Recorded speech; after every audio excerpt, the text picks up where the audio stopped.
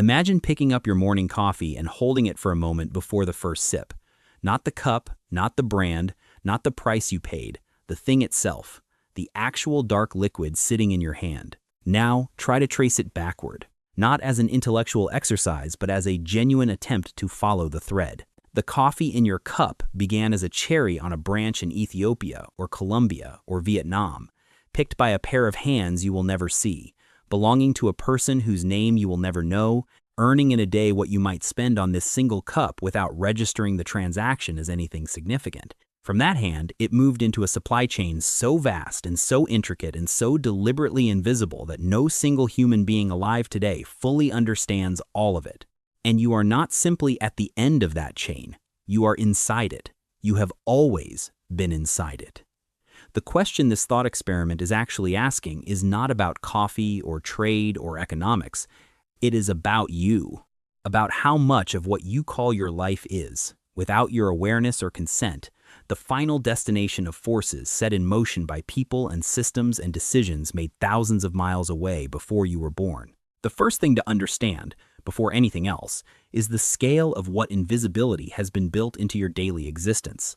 The shirt you are wearing right now contains a history that would take longer to read than it took to buy. Cotton grown in one country, ginned in another, spun into thread somewhere else, woven into fabric in a factory that employs thousands of people in a city you could not locate on a map, cut and stitched by hands that move through the same motions thousands of times a day, dyed with chemicals whose origins are their own separate story, shipped in a container on a vessel the size of a city block across an ocean, unloaded by cranes, operated by workers on rotating shifts, moved by truck through distribution networks optimized to the minute, placed on a shelf under fluorescent light, and purchased by you in under 4 seconds of decision-making while your phone buzzed in your pocket. The entire chain, from soil to shelf, might span 40 countries and 2 years. The moment of purchase spans less time than it takes to read this sentence. This is not an accident. The invisibility is engineered. A system that made itself fully visible would also make its costs visible, and visible costs have a way of complicating transactions that are otherwise frictionless. Think about the labor embedded in a single ordinary day of your life.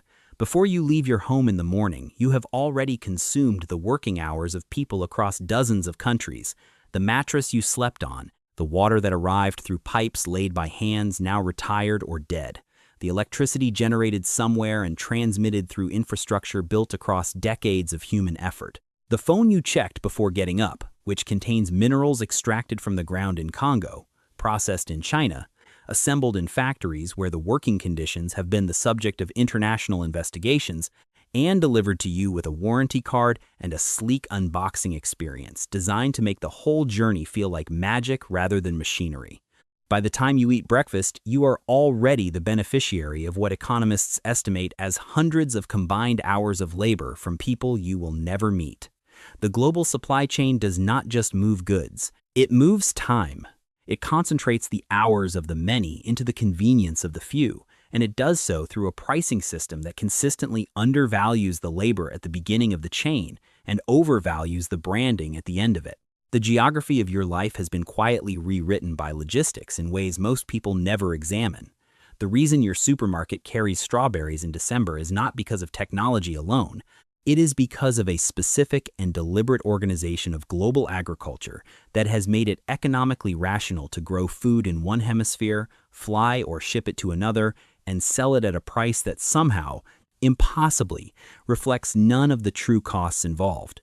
The fuel burned, the emissions produced, the agricultural land in developing countries redirected from feeding local populations toward producing exports for wealthier markets.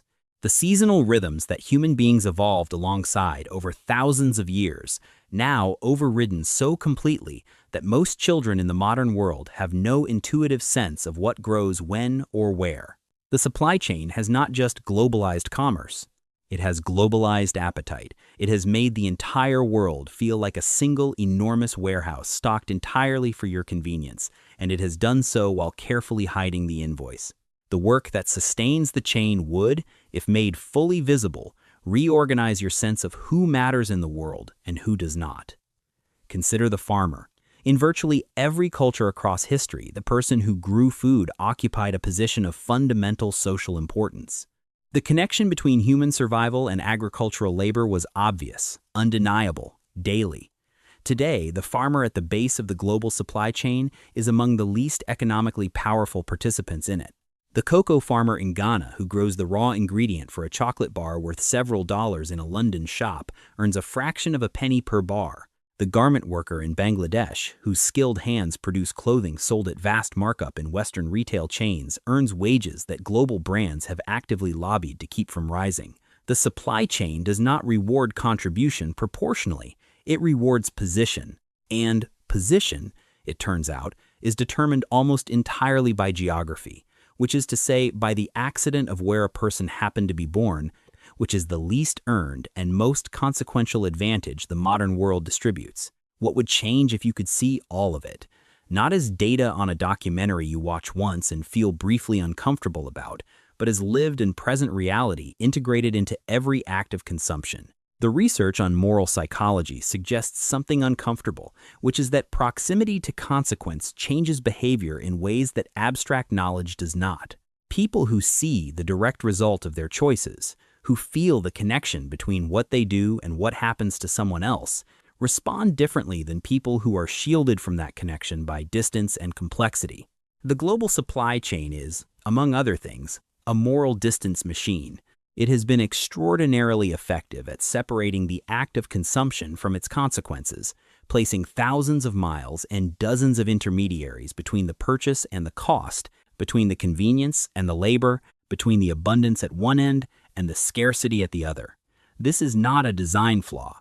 It is the design, and you are living inside it every hour of every day, at the receiving end of a system so large and so intricate that no map of it has ever been successfully drawn. The deeper question, the one this thought experiment eventually arrives at, is not whether the supply chain is good or bad.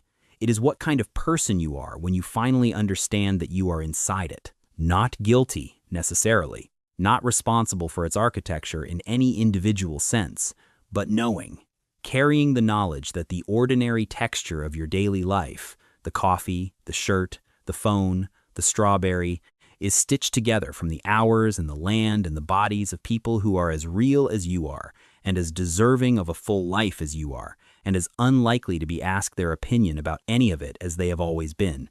That knowledge does not come with instructions, but it comes. And once it does, the price tag on everything quietly changes, not what it reads, but what it means.